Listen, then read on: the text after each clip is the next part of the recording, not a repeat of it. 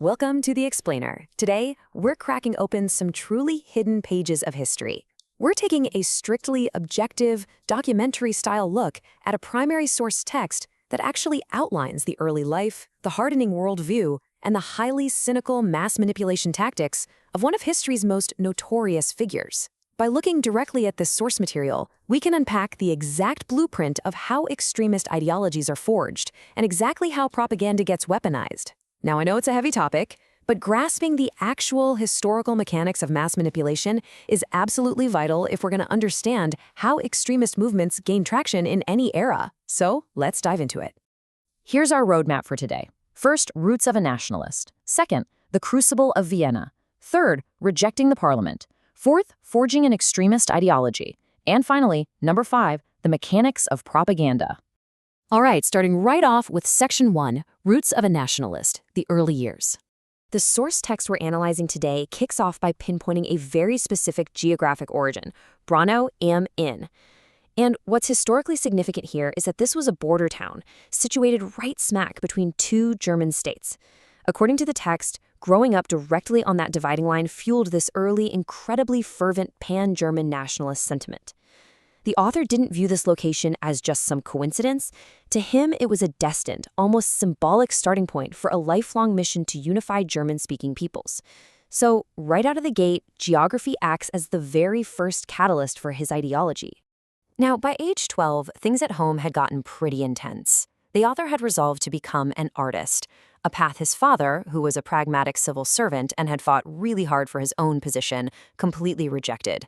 The text describes this unyielding clash of wills.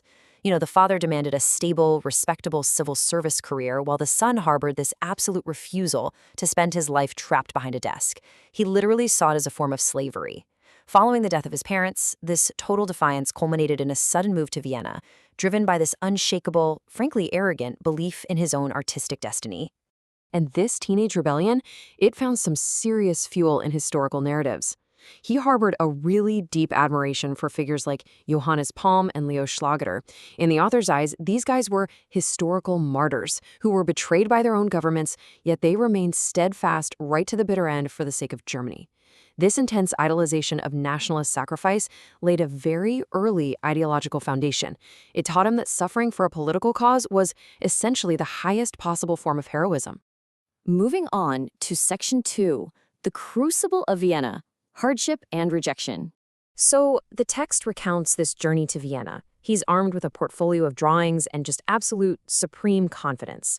He was entirely convinced he was going to easily pass the entrance exam for the Academy of Fine Arts. Well, the subsequent shocking rejection from the Academy was a devastating blow. It completely shattered his immediate plans and forced him into this incredibly harsh reality of day labor. Suddenly, instead of studying fine art, he's carrying bricks, shoveling snow, working construction jobs just to scrape by and survive. This abrupt plunge into poverty fundamentally altered the entire trajectory of his life. You have to remember, early 20th century Vienna was a city of extreme contrasts. The text describes this glaring juxtaposition. On one hand, you have the dazzling, magnetic wealth and palace life of the Habsburg monarchy right in the city center. And right alongside that, you have the crushing poverty, squalor, and constant hunger experienced by laborers out in the outer districts. In fact, the author notes that hunger became his constant, faithful companion during this bitter 5-year period. That day-to-day, brutal struggle for survival deeply hardened his perspective on society and fostered a profound, lasting sense of alienation. Which brings us to Section 3, Rejecting the Parliament, Disdain for Democracy. During his time in Vienna, the author actually spent a lot of time just observing the Austrian parliament. The text reveals that initially he blamed the dysfunction he was seeing on the fact that there was no German majority within this multi-ethnic empire. But his views radicalized pretty rapidly. By watching the representatives endlessly argue, compromise, and fail to act decisively, he ultimately came to the conclusion that the institution of democracy itself was structurally flawed. Actually, scratch that. He stopped blaming the demographics of the room entirely and started blaming the democratic system itself. This quote perfectly encapsulates his sheer disdain for the institution. He writes, "The majority represents fools as well as cowards. 100 cowards cannot make a heroic decision." The text essentially argues that majority rule fundamentally shirks personal responsibility. In this highly cynical view, democracy caters exclusively to cowardice because politicians just hide behind the collective vote rather than taking decisive, singular leadership. He fully believed that committees and majorities were only capable of producing mediocrity. All right, Section 4. Forging an extremist ideology, pan-Germanism and hatred. At the very core of this worldview was an uncompromising belief in pan-Germanism. The text argues fiercely that Austria simply must unite with the greater German motherland. But notice the justification here.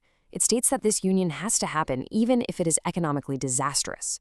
The entire argument gets reduced to a chillingly simple biological metric, that the same blood belongs in the same empire.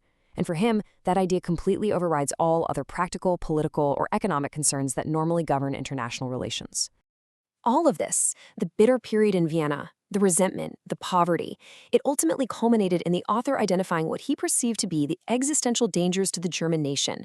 The text explicitly points to this era as the exact moment his worldview solidified around recognizing Marxism and Judaism as intertwined threats. He began to view literally all social and political struggles through this extreme, exclusionary lens. This specific formulation of hatred became the driving engine of his subsequent political crusade, permanently transforming his personal grievances into a rigidly dangerous dogma. Now for Section 5, the mechanics of propaganda, rules of mass manipulation. The author realized very early on that public opinion is rarely born from individual experience. No, it is heavily manufactured from the outside. The text describes the press as operating essentially as a school for adults. It's viewed as a tool of political education that continuously, day by day, shapes the psychological landscape of the masses, creating a prevailing public opinion almost entirely out of thin air. And the really insidious nature of this control is that the public genuinely believes they are forming their own opinions. This philosophy directly informed 4 explicit, ruthless rules for propaganda outlined in the text. Let's break them down.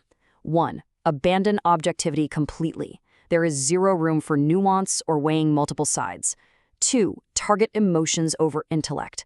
The text is deeply anti-intellectual. It insists you must appeal to the feelings and primal fears of the masses, not their logic.